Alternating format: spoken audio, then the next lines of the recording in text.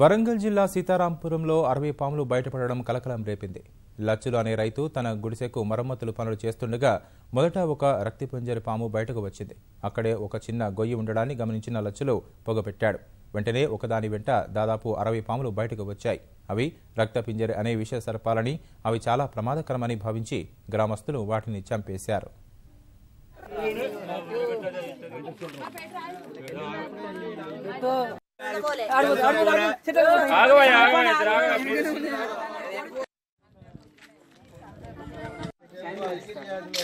కొంచెం బయటకు వెళ్ళినాడు ఒక్కరు ఉండరు ఇక్కడ.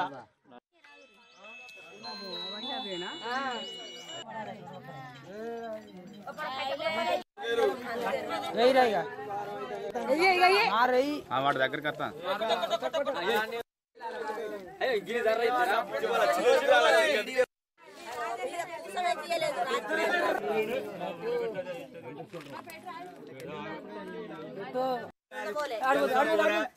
ఆగవయ్యా.